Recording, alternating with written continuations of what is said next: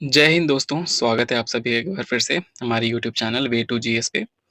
आज हम सॉल्व करने वाले हैं यूपी पुलिस कांस्टेबल के लिए सामान्य हिंदी का एक प्रैक्टिस सेट है। ये पहला लेक्चर है हिंदी का और इसमें हम 30 क्वेश्चन प्रैक्टिस करेंगे जो आपके कांस्टेबल एग्जाम के लिए बहुत ही इम्पोर्टेंट है।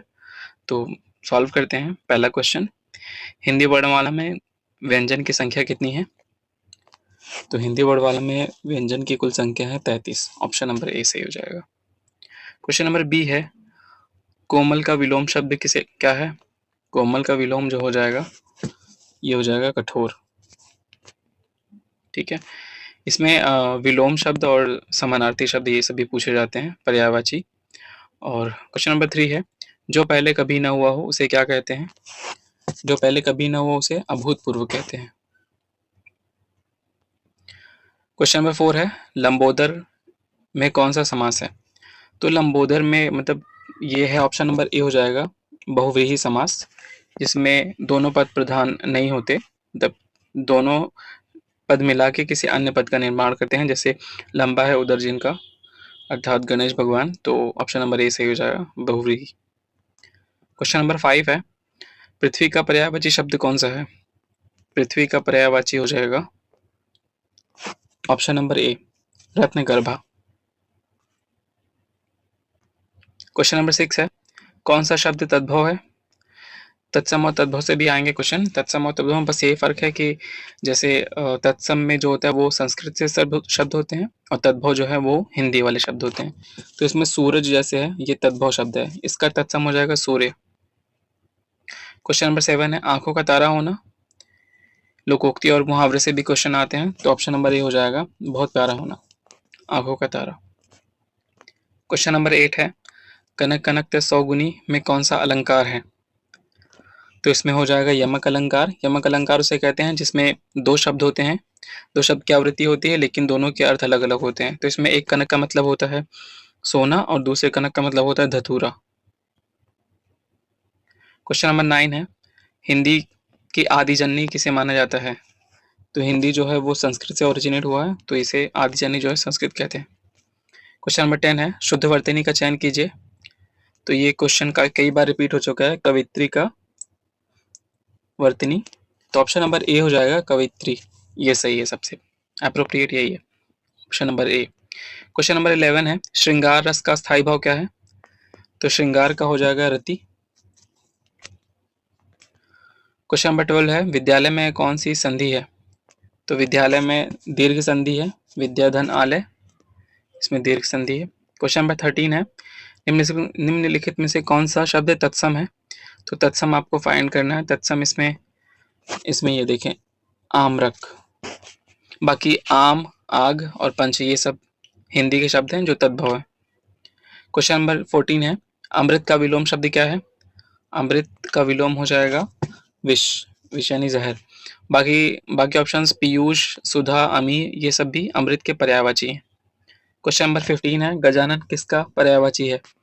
तो गजानन जो है गणेश जी का पर्यायवाची है। गजानन, गणेश, लंबोदर, विनायक ये सब आदि इनके पर्यायवाची हैं।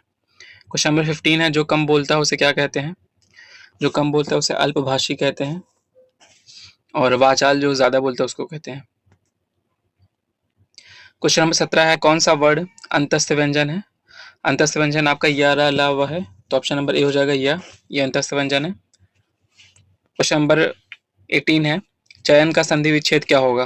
तो चयन का जो हो जाएगा ये आपका चे धन अन, ऑप्शन नंबर ए से हो जाएगा चयन का। क्वेश्चन नंबर 19 है, करुणा का विलोम शब्द क्या है? तो करुणा का जो है विलोम हो जाएगा निष्ठुर, और बाकी दया इसका पर्यायवाची हो जाएगा करुणा का। क्वेश्चन नंबर 20 है, कौन सा लिंग स्त्रीलिंग है? तो स्त्रीलिंग ये हो जाएगा आपका नदी, ऑप्शन नंबर बी हो जाएगा। बाकी सूरज, घर और पुल ये सब पुल्लिंग है।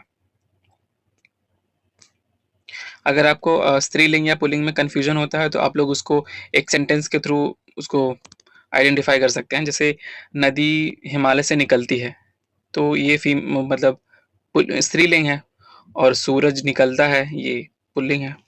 इजी।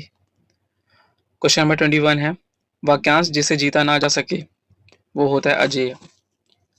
जिससे जीता ना जा सके। क्वेश्चन नंबर 22 है यथाशक्ति में कौन सा समास है? तो यथा या फिर आ या फिर भर या फिर प्रति, ये सब अव्ययी भाव में होते हैं जो उपसर्ग के रूप में आगे लगे रहते हैं।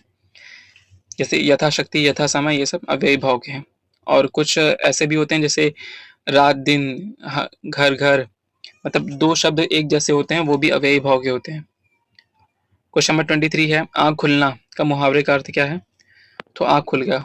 इसको एग्जाम्पल में कहते हैं कि उसको देखने के बाद मेरी आँख खुल गई, तो मतलब कि उसको समझ आ गया, यानी ज्ञान हो गया उसका।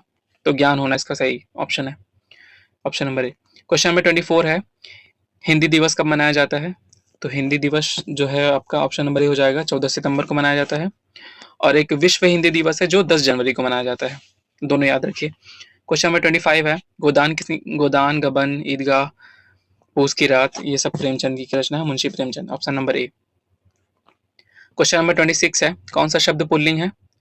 तो पुल्लिंग आप बता सकते हैं, इसमें बहुत इजी है, ऑप्शन नंबर ए है पानी।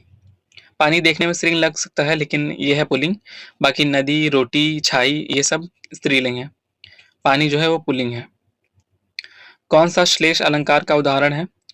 श्लेष का मतलब होता है चिपका हुआ, यानी इसको ऐसे मतलब सेंटेंस में ऐसे यूज होता है कि एक शब्द होता है उसके 3 अर्थ होते हैं। जैसे ऑप्शन नंबर ए हमारा सही है, रहीमन पानी राखिए बिन पानी सब सून, पानी गए न उबरे मोती मानुष चून। तो इसमें 3 बार पानी का मतलब हुआ है, तो 3 बार मतलब हुआ है, तो तीनों बार इसके अर्थ अलग अलग हैं पानी के, तो वही होता है श्लेष अलंकार। और एक क्वेश्चन नंबर 28 है जिन वर्णों का उच्चारण स्वरों के सहायता से होता है? तो स्वर जो होता है वो व्यंजन के अंदर मिले होते हैं, तो ऑप्शन नंबर ए हो जाएगा। क्वेश्चन नंबर 29 है कौन सा शब्द वायु का पर्यायवाची नहीं है? तो इसमें नहीं पूछा है, तो ऑप्शन नंबर जो डी हो जाएगा अनल। ये वायु का पर्यायवाची नहीं, अनल जो है वो आग का पर्यायवाची है। बाकी अनिल, वात, पवन, हवा, ये सब वायु के पर्यायवाची हैं। क्वेश्चन नंबर 30 और लास्ट है क्वेश्चन, शाह वर्ड किसके योग से बना है? शाह जो है ये का पे जो हलंत लगा है और मूर्धनी शाह, इसके उससे मिला हुआ है, ऑप्शन नंबर ए सही हो जाएगा। नीचे उत्तरमाला है, आप मिला सकते हैं 30 का ए। तो ये आज के मतलब कि बहुत इंपॉर्टेंट सेशन है, मतलब हिंदी के लिए। तो अभी 2-3 और सेशन लाऊंगा मैं, और वो भी अच्छे क्वेश्चंस रहेंगे जो बहुत ही रिलेटेड रहेंगे आपके मतलब सिलेबस से। तो तब तक के लिए और वीडियोस देखने के लिए चैनल को सब्सक्राइब कीजिए, शेयर कीजिए। Thank you.